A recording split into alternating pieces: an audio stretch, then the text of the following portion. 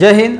दोस्तों आज हम बात करेंगे एक्टिवेशन एनर्जी यानी क्या होता है। ठीक है, तो मान के चलो दोस्तों कि हम जो है वो चाय बना रहे हैं और आपने दूध लिया, एक पॉट लिया, उसमें दूध लिया, उसमें शक्कर डाली और उसमें थोड़ी पत्ती डाली, तो आपकी चाय बनेगी क्या? आपकी चाय नहीं बनेगी, क्योंकि उसको उस एनर्जी पे, उसमें देखिए इंटरनल एनर्जी है, शक्कर में खुद की इंटरनल एनर्जी है, दूध में खुद की इंटरनल एनर्जी है और पत्ती जो हम डाल रहे हैं उसमें भी इंटरनल एनर्जी है, पर फिर भी चाय नहीं बनती, क्योंकि हमें बाहर से कुछ ना कुछ एनर्जी जो है वो सप्लाई जब तक हम नहीं देते तब तक वो चाय नहीं बनती। देखिए कंसेप्ट समझते हैं। मान के चलो कि ए और बी दो रिएक्टेंट है और यहाँ पे प्रोडक्ट जो है वो फॉर्म होता है, यानी हम दूध शक्कर चाय मिलाते हैं और प्रोडक्ट यानी चाय बन जाती है। ठीक है, तो उसके पास मान के चलो कि हम चाय बना रहे हैं, तो उसकी जो इंटरनल एनर्जी है, इंटरनल एनर्जी यानी क्या होता है? The energy store with in the body. जो बॉडी के इंटरनल पार्ट में एनर्जी, उसके जो बॉडी में जो स्टोर होती है उसको हम इंटरनल एनर्जी बोलते हैं। ठीक है, energy store with in the body, उसके बॉडी में होती है, यानी शक्कर में जो एनर्जी है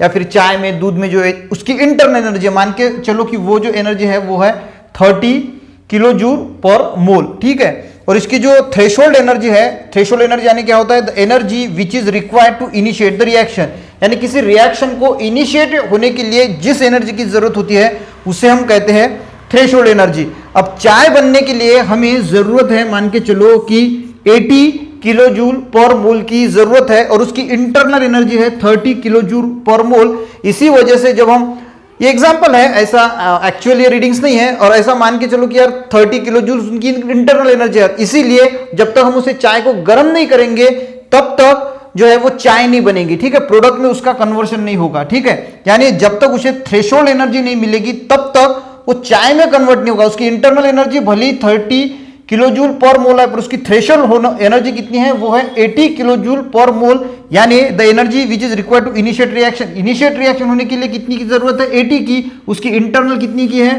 30 की। ठीक है, अब ये है इसकी, यानी इसको कितनी एनर्जी की और जरूरत है? इंटरनल एनर्जी को और 50 किलो जूल पर मोल की जरूरत है। जब वो हम 50 किलो जूल पर मोल बाहर से सप्लाई करेंगे तो ये हो जाएगी 80 किलो जूल पर मोल, तो उसे ही हम दोस्तों एक्टिवेशन एनर्जी कहते हैं, जो हम बाहर से सप्लाई करते हैं। The energy supplied by outside, so the internal energy become equal to the threshold energy, तो उसको हम बोलते हैं एक्टिवेशन एनर्जी। वो कितनी होगी? 50 किलो जूल पर मोल।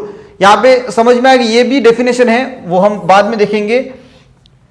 तो यहां पे मैंने एक ग्राफ निकाला है दोस्तों, यहां से भी आप समझ सकते हैं। तो सिंपल ये डेफिनेशन क्या है? ये exact definition, the minimum energy that must be given by the reactants.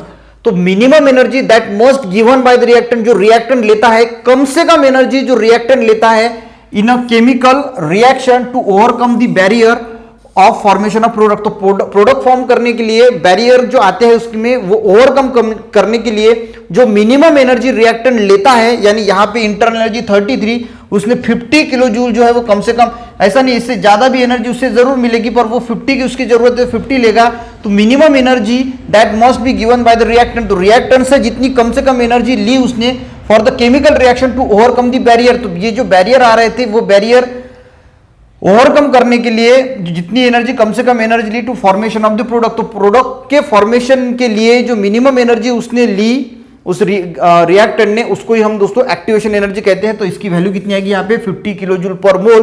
तो इसे ही हम जो है एक्टिवेशन एनर्जी कहते हैं। Energy supplied by outside, so the internal energy में become equal to threshold energy, यानी इंटरनल एनर्जी थ्रेशोल्ड एनर्जी की इतनी बराबर बन जाएगी और जो रिएक्शन है वो स्टार्ट हो जाएगी। यहाँ पे मैंने ग्राफ निकाला है, यहाँ पे हमने ली है एनर्जी 20, 30, 40, 50, 60, 70, 80, 90, ऐसे करके मैंने यहाँ पे एनर्जीज ली है और ये रिएक्शन जो है वो इन प्रोग्रेस पे है। ठीक है, और यहाँ पे हमने ली है 30, यानी 30 जो है वो है इंटरनल एनर्जी। अब यहाँ से रिएक्शन स्टार्ट होगी और जाते जाते जाते ये 80 जो इसकी थ्रेशोल्ड एनर्जी है, थ्रेशोल्ड एनर्जी जाएगी, यहाँ पे प्रोडक्ट फॉर्म होना शुरू होगा और उसके बाद एनर्जी कम होती जाएगी। ठीक है, तो ये होगी हमारी थ्रेशोल्ड एनर्जी और ये इसकी इंटरनल एनर्जी थी, यानी इसके पास इतनी एनर्जी थी। और तो ये जो इसमें के बीच में हमने जो एनर्जी सप्लाई की, ये कितनी है? ये है 50 किलो जूल पर मोल। तो इसे दोस्तों हम कहते हैं एक्टिवेशन एनर्जी।